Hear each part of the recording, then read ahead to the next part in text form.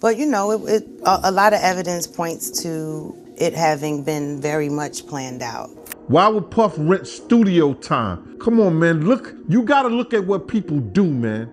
I think I always feel some sort of responsibility because I'm in this thing with him. Last time I saw him, his eyes were still open. He was just looking up, just looking like. His eyes were open, but no one realized he was already gone.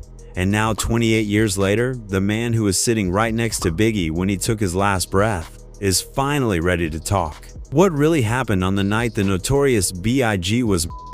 Who ignored the warnings? And why did it take decades for his best friend to reveal the truth? Today, we dive into the confession that's shaking the industry.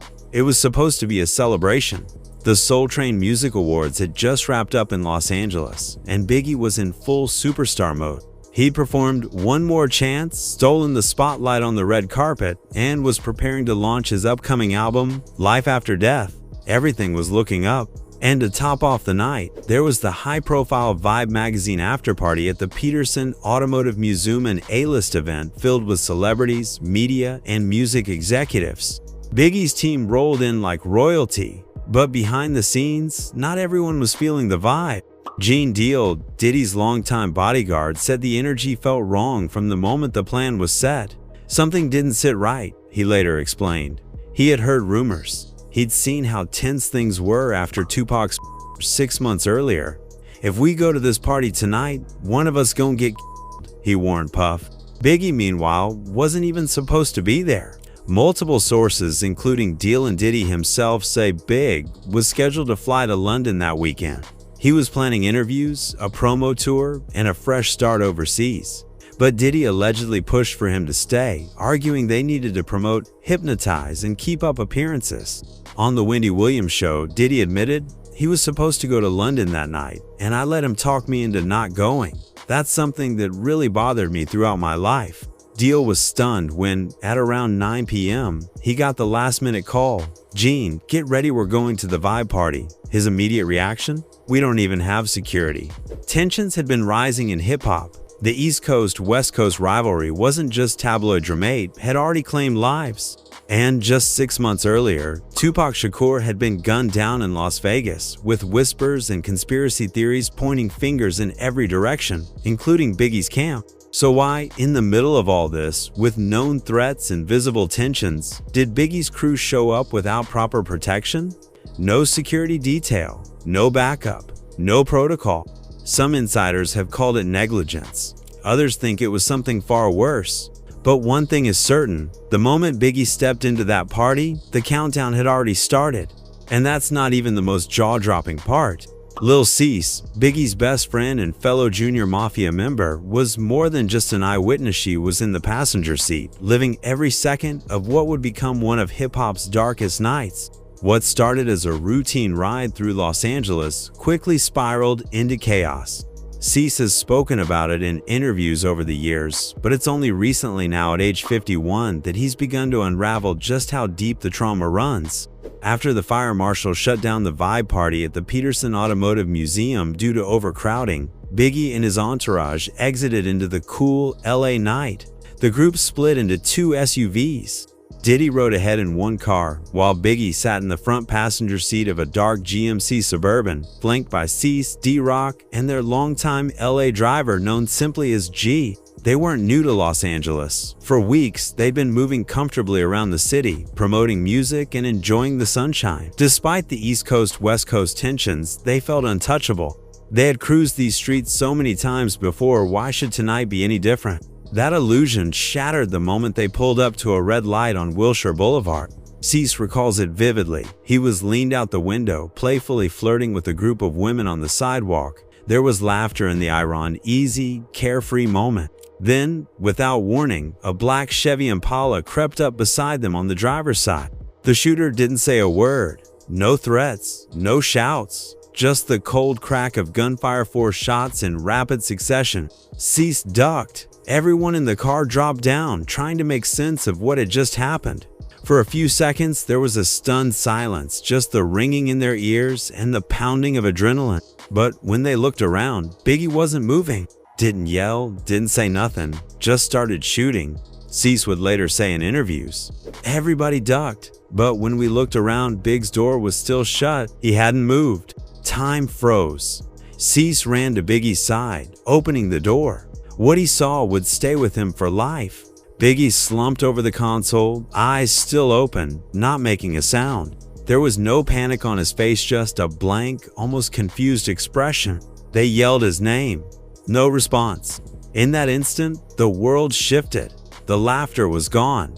The bullet holes were real. And for Cease, the weight of those moments would never leave him.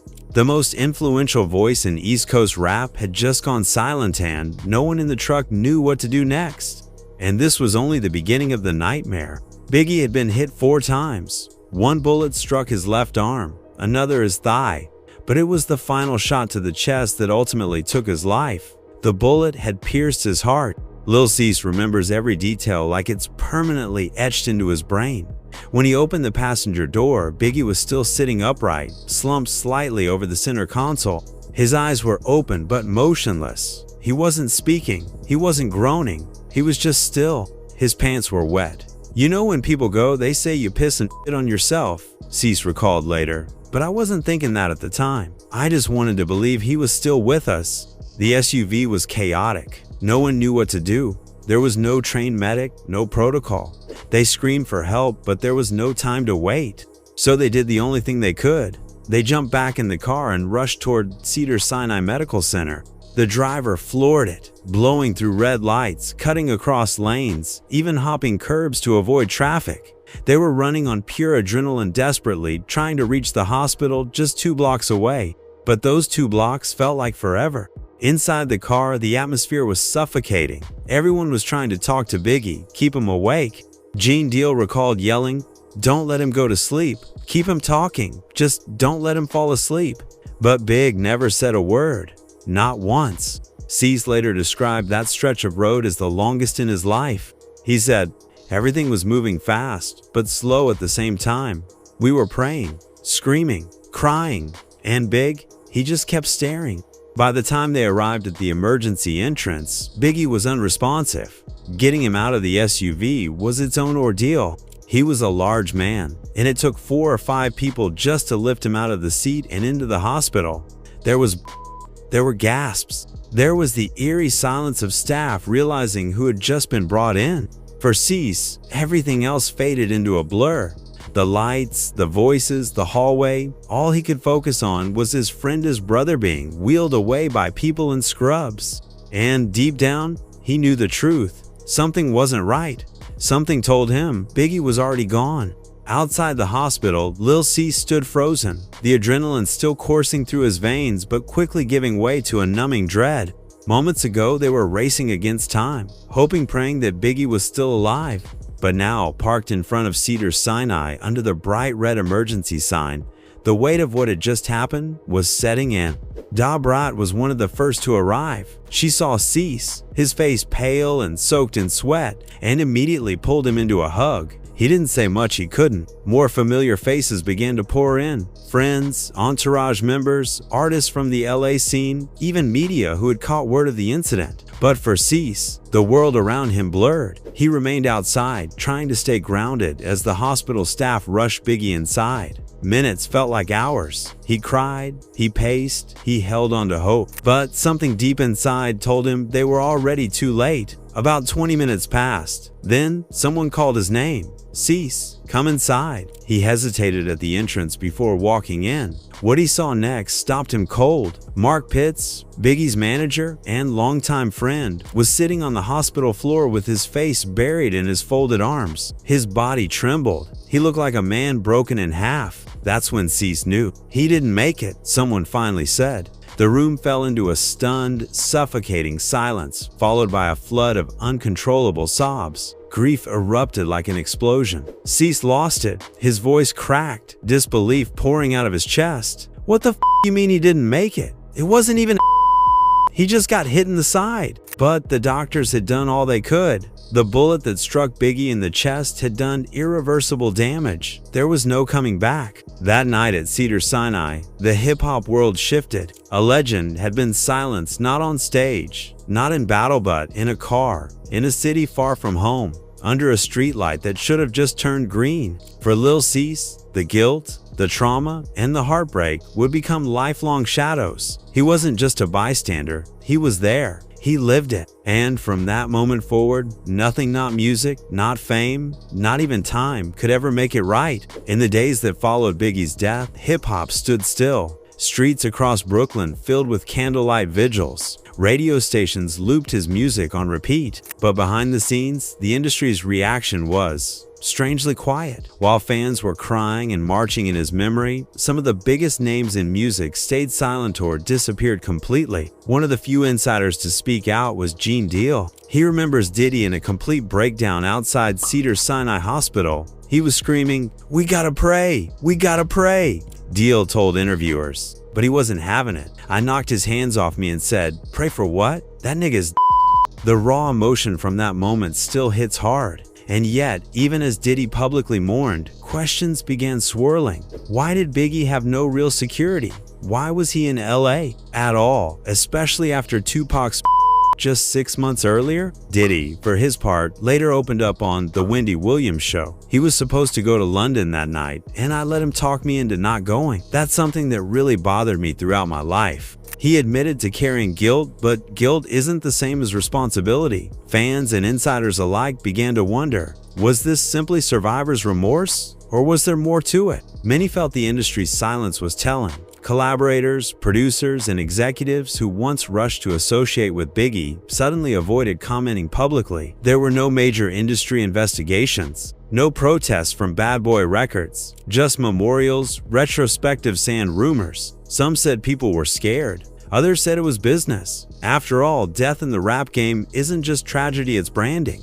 Biggie's albums soared in sales. His legacy became platinum, but justice? It never came. And while fans grieved, insiders got quiet. And that silence? It said more than any tribute ever could. Faith Evans, the R&B legend and Biggie's widow, has never fully opened up about what she believes happened the night her husband was But over the years, in interviews with UK's Voice and People magazine, she's dropped subtle hint zones that speak volumes without saying too much. In one interview, Faith said, "We don't know who pulled the trigger, but we have an idea what went on." It was a statement both cautious and calculated. And when asked if she would ever share more, she firmly responded, "It's not something I would speak on because it's still a pending case. But we know." That phrase, "but we know," echoed through the hip-hop world. Because if Biggie's own family believes there's more to the story, what aren't they telling us? Faith has remained respectful of the investigation, but her carefully chosen words suggest that what happened to Biggie wasn't just random. In fact, she's alluded to the idea that he was being watched, that forces were moving against him, and that his death was no accident. In another emotional moment, she admitted that every time she looks at their son, CJ, she sees Biggie and remembers that painful night.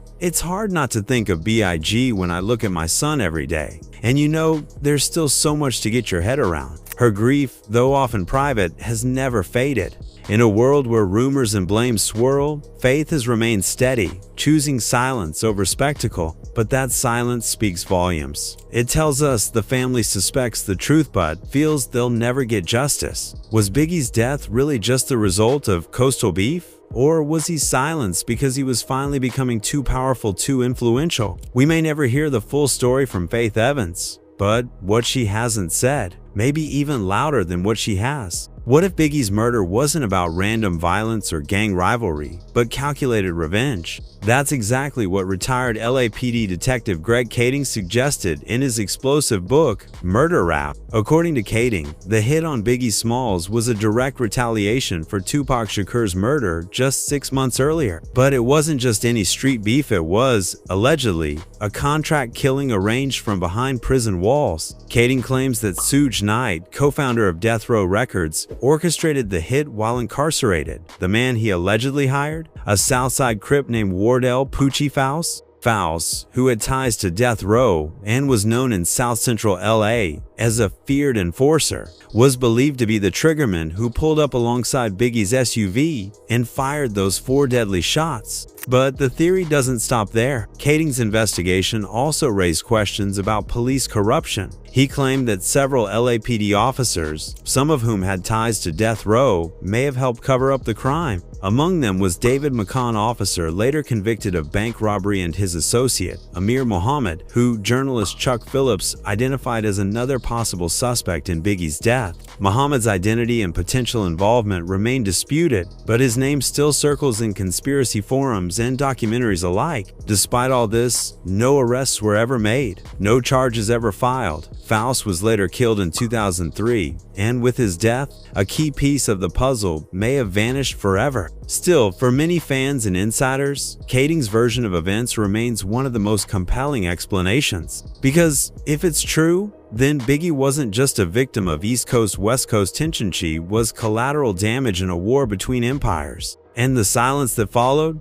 That might have been part of the plan. In Peacock's making of a Bad Boy doc, former bodyguard Gene Deal dropped a bombshell. He claimed that in the days leading up to Biggie's death, Diddy was acting strangely anxious, pushy, and unusually insistent about getting Big to attend the Vibe party that night. Despite Deal's warning, "If we go out tonight, one of us is not coming back," Diddy allegedly dismissed it. To this day, Diddy has denied any involvement in the murder. His attorneys released a statement calling the allegations baseless, stating that he unequivocally denies any connection. But for many, the questions haven't gone away. Why was Biggie pushed to stay in LA instead of flying to London as originally planned? Why was there no proper security detail despite known tensions after Tupac's murder? And why, in Gene Deal's words, did Diddy seem so focused on making that party happen, no matter the risk? Even Diddy himself admitted in a separate interview that he felt lifelong guilt about that choice. "He was supposed to go to London that night, and I let him talk me into not going.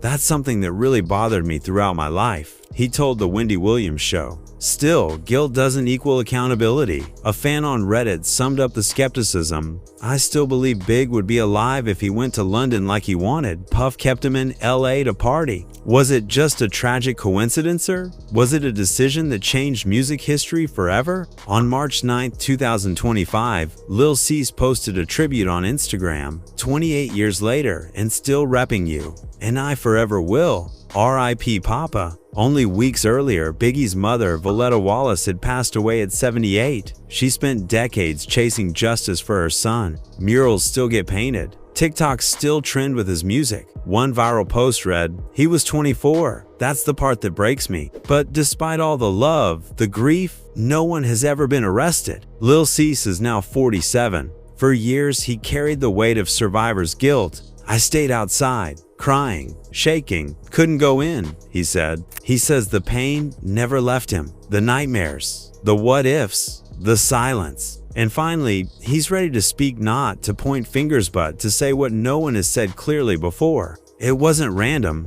it wasn't beef, something else was going on, something that still don't sit right. Was it bad luck? Was it Suge Knight? Was it Diddy? Or was it the LAPD? For nearly 3 decades, these questions have haunted fans, fueled documentaries, and ignited online theories. The timelines don't match. Eyewitness accounts contradict each other. Key figures keep dodging responsibility. And the silence from those who know the most? It only makes the pain deeper. One thing's certain, Biggie's death wasn't just the end of a life. It marked the end of an era. A warning shot that still echoes through hip-hop today. And now, with Lil Cease finally speaking out, the silence has been shattered. His voice reopens a wound that never truly healed and reminds us all that justice delayed feels a lot like justice denied. So what do you think? Was Biggie betrayed by the industry? Was he set up by someone he trusted? Or was this just the brutal result of a larger war? Drop your thoughts in the comments below. Because if this is what Cease just revealed, what else is still being hidden? And trust us, this story isn't over. Not even close.